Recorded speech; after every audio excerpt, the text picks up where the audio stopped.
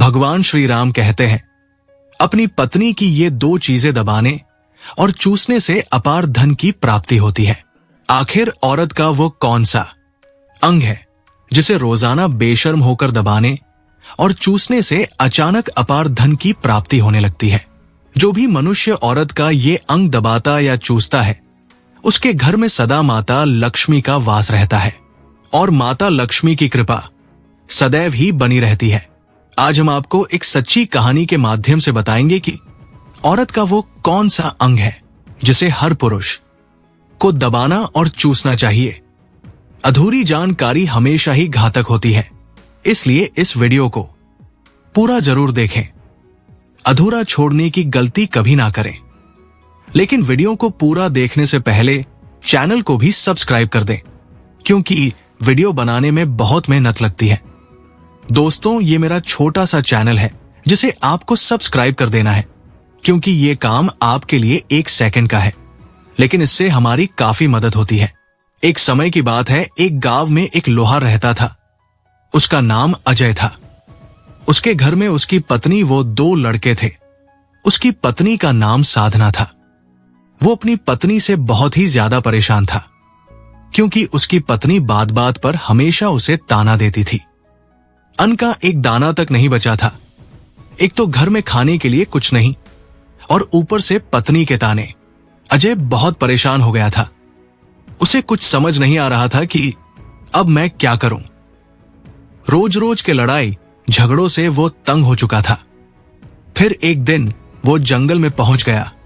वहां उसने देखा कि साधु महात्मा तपस्या में लीन थे। कुछ समय बाद साधु महात्मा का तपस्या से ध्यान टूटा तो अजय उन साधु महात्मा के चरणों में गिरकर जोर जोर से रोने और गिड़गिड़ाने लगा।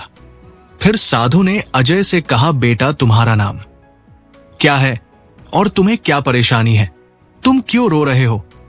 आखिर तुम्हें क्या दिक्कत है? तब अजय ने कहा है, महात्मा, मेरा नाम अजय है और मेरी पत्नी का नाम साधना है। मेरी पत्नी मुझे रोजाना ताने मारती रहती है। मैं बहुत गरीब हूं, तो इसमें मेरा क्या कसूर है? कितना भी मैं कुछ कर लूं, लेकिन मैं धन कमा नहीं पाता हूं। मेरा एक छोटा सा लोहे का धंधा भी था, वो भी पत्नी के रोज रोज के लड़ाई झगड़े के कारण ठप हो गया। आए दिन रात मुझसे झगड़ा करती रहती है। अब तो मैं दाने दाने के लिए मोहताज हो गया हूं। हमारे घर में खाने के लिए अन्न का एक दाना भी नहीं बचा है और पहनने के लिए वस्त्र भी नहीं है। लेकिन मैं अपनी पत्नी को समझाता हूं कि वो मुझे ताने ना मारे और मुझसे बेवजह झगड़े ना करे, लेकिन वो बिल्कुल भी नहीं मानती है। हे महात्मा, इसी कारण से मैं बहुत परेशान रहता हूं। तब साधु ने कहा, रो मत बेटा, मैं तुम्हें एक काम बताने जा रहा हूं जो तुम्हारी किस्मत चमका देगा। तुम्हें अपनी पत्नी का ये अंग विशेष रूप से दबा और चूस लेना है। अचानक तुम्हारे घर में धन की प्राप्ति होने लगेगी और तुम देखते ही देखते अमीर बन जाओगे। साधु ने कहा, जो भी आदमी अपनी पत्नी का ये अंग दबाता और चूसता है, उसके घर में कभी भी धन की कमी नहीं रहती है और ना ही उसके घर में लड़ाई झगड़े होते। वो जो भी काम करता है उसमें हमेशा तरक्की होती रहती है। अब मैं तुम्हें उन अंगों के बारे में बताने जा रहा हूं। ध्यान से सुनो और अपने जीवन में इस पर अमल करना। तब अजय साधु की बातें बहुत ही गौर से सुनता है और कहता है, जितना जल्दी हो सके अब मुझे वो काम बता दीजिए। तब साधु अजय को एक कहानी सुनाते हैं और कहते हैं, किसी नगर में एक व्यापारी रहता था। उसके पास बहुत सारे दुकान थे जिन पर वो दिन रात मेहनत करता था। उस व्यापारी के घर में वो और उसकी पत्नी दोनों हंसी खुशी रहते थे। उस व्यापारी और उसकी पत्नी में बहुत ही ज्यादा प्रेम था। उनके घर में किसी भी प्रकार के लड़ाई झगड़े और कलह नहीं होते थे। इसी कारण उनके घर में सदैव मां लक्ष्मी का वास रहता था और उनके व्यापार में इतना ज्यादा फायदा होता था कि वो दिन प्रतिदिन और धनी होता जा रहा था। उस व्यापारी और उसकी पत्नी में इतना प्रेम था कि आसपास के लोग उन्हें देखकर जलते थे। धीरे धीरे ये बात उस नगर के राजा तक पहुंच गई। व्यापारी और उसकी पत्नी की बात जब राजा के पास पहुंची तो राजा भी उन दोनों के प्रेम की काफी ज्यादा तारीफ करते थे और वो भी सभी को बताते थे कि हमारे नगर में एक व्यापारी और उसकी पत्नी रहते हैं जिनमें कभी भी लड़ाई झगड़े नहीं होते हैं। दोनों में आपस में इतना प्रेम है कि मैंने ऐसा प्रेम अपनी जिंदगी में कभी नहीं देखा। फिर कुछ समय बाद राजा पूरे नगर में ढिंढोरा पिटवा देता है कि इस नगर में जितने भी लोग हैं वे सभी अपने घर में घी का दीपक जलाएंगे। फिर राजा की रानी पूछती है कि आप ऐसा क्यों कर रहे हैं, सबके घर में घी का दीपक क्यों जलवा रहे हैं। राजा अपनी रानी की बात सुनकर कहते हैं, दीपक प्रेम की निशानी होता है। जिसके घर में घी का दीपक जलता है उसके घर में सदैव ही प्रेम बना रहता है। और मैं चाहता हूं कि जो प्रेम व्यापारी और उसकी पत्नी के बीच में है वो प्रेम हमारे पूरे नगर में रह रहे, पति पत्नी के बीच हो। इसलिए मैं हर घर में घी का दीपक जलाना चाहता हूं। राजा के सैनिक जाते हैं और हर जगह नगर में ऐलान करते हैं और कहते हैं कि सभी के घर में रात भर घी का दीपक जलना चाहिए। राजा की बात मानकर सभी नगरवासी अपने घर में दीपक जला देते हैं, लेकिन जैसे ही आधी रात होती है तो सभी के घर में दीपक बुझ जाते हैं, लेकिन व्यापारी के घर का दीपक वैसे ही जलता रहता है। दीपक हमेशा व्यापारी की पत्नी जलाती थी, लेकिन वो व्यापारी की बात नहीं मानती थी। वो हमेशा अपनी मनमानी करती थी, उसका जो भी मन करता था वही काम करती थी। लेकिन व्यापारी को इस बात से कोई भी दिक्कत नहीं होती थी, क्योंकि व्यापारी बहुत समझदार था। व्यापारी सोचता था कि यदि मैं अपनी पत्नी को रोक टोक करूंगा तो घर में बेवजह की लड़ाई झगड़े होंगे। कई चीजें व्यापारी इस वजह से अनदेखा करता था कि उसके घर में प्रेम बना रहे। राजा अपने महल को छोड़कर पूरे नगर का नजारा देख रहे थे। उन्होंने देखा कि सारे नगर में किसी के घर में दीपक नहीं जल रहा है, लेकिन व्यापारी के घर में दीपक जल रहा है। तब राजा अपनी रानी से कहता है कि देखो, व्यापारी और उसकी पत्नी के घर में दीपक जगमगा रहा है, लेकिन पूरे नगर में कहीं भी दीपक नहीं जल रहा है। इसी से पता लगता है कि व्यापारी समझदार है। तब रानी कहती है, व्यापारी की पत्नी समझदार है। इसी तरह से कुछ देर तक चलता रहता है। इसी बात को लेकर राजा और रानी के बीच काफी झगड़ा हो गया। इसके बाद रानी राजा की गर्दन पकड़ लेती है और राजा रानी को उठाकर पटक देता है। इसके बाद राजा कहता है, हम लोगों को झगड़ा करने की जरूरत नहीं है। क्यों ना हम व्यापारी और उसकी पत्नी की परीक्षा ले ले, सारा दूध का दूध और पानी का पानी हो जाएगा। लड़ाई करने के बाद इस बात पर राजा और रानी दोनों सहम मत हो जाते हैं और उन दोनों की परीक्षा लेने के लिए तैयार हो गए। तब राजा अपने महल में जाता है और एक पुरुष सैनिक को बुलाता है और पुरुष सैनिक से कहता है कि तुम व्यापारी के पास जाओ। उस समय व्यापारी की पत्नी मार्केट में गई हुई थी, लेकिन व्यापारी की तबीयत कुछ ठीक नहीं थी, इस वजह से वो मार्केट नहीं गया था। फिर उसी समय वो सैनिक व्यापारी के घर पहुंच जाता है और व्यापारी से कहता है, मैं राज दरबार से आया हूं और मुझे राजा साहब ने भेजा है। व्यापारी कहता है, बताइए मैं आपकी क्या सेवा कर सकता हूं। आप बैठ जाइए, मैं आपके लिए पानी लेकर आता हूं। तब वो सैनिक बोलता है, नहीं तुम कुछ भी मत लाओ, मैं राजा का सैनिक हूं, बस आपके पास राजा का समाचार लेकर आया हूं। तब व्यापारी कहता है, ठीक है, आप मुझे बताओ राजा साहब ने मेरे लिए क्या संदेश भेजा है। फिर सैनिक कहता है, व्यापारी राजा साहब ने यह कहा है कि यदि तुम अपनी पत्नी को छोड़ देते हो तो राजा साहब आपको बहुत सारे हीरे, मोती और साथ में तुम्हारी जमीन से कई गुना ज्यादा जमीन उपहार में देंगे।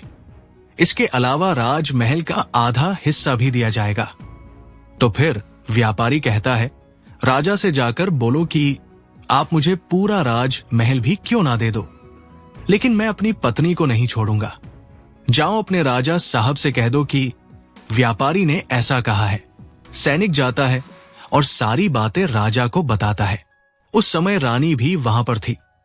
फिर बातें सुनने के बाद रानी ने राजा से कहा, आपने तो व्यापारी की परीक्षा ले ली, लेकिन व्यापारी की पत्नी की परीक्षा नहीं ली। इससे हम कैसे पता करें कि कौन समझदार है? अब मैं भी व्यापारी की पत्नी की परीक्षा लेना चाहती हूं। जब दोनों की परीक्षा हो जाएगी तभी पता चलेगा कि कौन समझदार है। फिर रानी ने भी एक सैनिक को बुलाया और बोली, मेरी भी बात व्यापारी की पत्नी को बोलना, और ये बात व्यापारी की पत्नी को बतानी है, और ये बात तभी बतानी है जब व्यापारी अपनी पत्नी के साथ ना हो। सैनिक ने रानी साहिबा से पूछा, क्या बात बतानी है? फिर रानी ने सैनिक को सारी बात बता दी। सैनिक व्यापारी के घर गया और आवाज लगाई। व्यापारी की पत्नी बाहर आई और पूछी, क्या हुआ? क्यों आवाज लगा रहे हो? सैनिक ने कहा, मैं राजमहल से आया हूं। रानी साहिबा ने मुझे भेजा है। रानी साहिबा ने कहा है कि यदि तुम अपने पति को मार देती हो तो तुम्हें बहुत सारे हीरे, मोती और आधा राजमहल का हिस्सा मिलेगा, और जितनी जमीन तुम्हारे पास है उससे भी दोगुनी जमीन रानी साहिबा तुम्हें देंगी। ये सुनकर व्यापारी की पत्नी तैयार हो गई और बोली, ठीक है, यदि रानी साहिबा मुझे ये सब देंगी तो मैं अपने पति को मार दूंगी। सैनिक ने पूछा, लेकिन रानी को कैसे पता चलेगा कि तुमने अपने पति को मार दिया है? व्यापारी की पत्नी ने कहा, मेरे घर में जो दीपक जल रहा है, जब मैं व्यापारी को मार दूंगी तो उसे बुझा दूंगी, तब आपको पता चल जाएगा कि मैंने व्यापारी को मार दिया है। सैनिक व्यापारी की पत्नी की बात सुनकर राजमहल में गया और रानी को सारी बात बता दी। व्यापारी की पत्नी की बात सुनकर रानी बहुत अचंभित हो गई। तभी राजा और रानी को स्त्री जाति से नफरत हो गई। उसी समय राजा ने नगर के सभी लोगों को बुलाया और कहा, मैं चाहता हूं कि मेरी और मेरी पत्नी के कारण व्यापारी की जान ना जाए। तुम लोग ऐसा करो कि व्यापारी के घर जाओ और उसे सारी बातें बता दो और उस व्यापारी को बचा लो, वरना व्यापारी की पत्नी उसे मार देगी। उधर सैनिक व्यापारी के घर जाते हैं और सोचते हैं कि व्यापारी की पत्नी व्यापारी को रात में मारेगी और दिया बुझाएगी। उससे पहले हम व्यापारी के घर पहुंच जाते हैं और व्यापारी की जान बचा लेते हैं। जैसे ही राजा के सैनिक व्यापारी के घर पहुंचे, उन्होंने देखा कि व्यापारी तो मरा पड़ा है। सैनिक ने व्यापारी की पत्नी से कहा, तुमने तो कहा था कि व्यापारी को रात में मारोगी, लेकिन तुमने व्यापारी को पहले ही क्यों मार दिया? व्यापारी की पत्नी ने कहा, मुझे अपने पति को तो मारना ही था, रात में तो मुझे दीपक बुझाना था, इसलिए मैंने अपने पति को दिन में ही मार दिया। फिर सैनिक व्यापारी के घर से राजमहल गए और राजा और रानी को सारी बातें बताई। राजा और रानी सैनिक की बात सुनकर क्रोधित हो गए और व्यापारी की पत्नी को बंदी बनाने का आदेश दिया। सैनिक व्यापारी के घर गया और व्यापारी की पत्नी को बंदी बनाकर ले आया। फिर राजा ने व्यापारी की पत्नी से पूछा, तुमने ऐसा क्यों किया? तुम लालची औरत हो, तुम्हें पैसे से प्यार है, तुम बहुत लालची हो। तो व्यापारी की पत्नी ने जवाब दिया, मुझे तो अपने पति को पहले ही मारना था, मैं तो कोई बहाना ढूंढ रही थी, क्योंकि मेरे पति की आदत बहुत खराब थी, वो मेरे साथ बहुत बुरा व्यवहार करता था। राजा ने पूछा कि तुम्हारा पति तुम्हारे साथ ऐसा क्या करता था? व्यापारी की पत्नी ने जवाब दिया, वो मेरी नाक का ऊपरी हिस्सा अपनी उंगली से हमेशा दबाया करता था।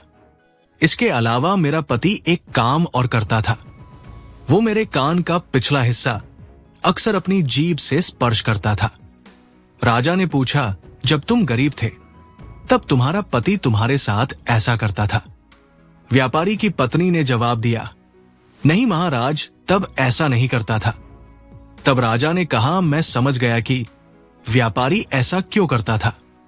फिर साधु ने अजय से पूछा, क्या तुम्हें समझ में आया कि औरत का कौन सा अंग दबाने और चूसने से लोगों को अचानक धन की प्राप्ति होती है? अजय ने कहा, नहीं महात्मा, मुझे अभी भी कुछ समझ नहीं आया। तब साधु ने कहा, अगर अभी भी समझ नहीं आया तो मैं एक बार फिर से बताता हूं। व्यापारी अपनी पत्नी के साथ जो काम करता था वो था उसके नाक के ऊपरी हिस्से को अपनी उंगली से दबाना। जिस भी मनुष्य के घर में पैसों की कमी हो उसे अपनी पत्नी के नाक के ऊपरी हिस्से को जरूर दबाना चाहिए। औरत के नाक के ऊपरी हिस्से को बहुत शुभ माना जाता है और जो भी पुरुष ये काम करता है वो बहुत धनवान बन जाता है।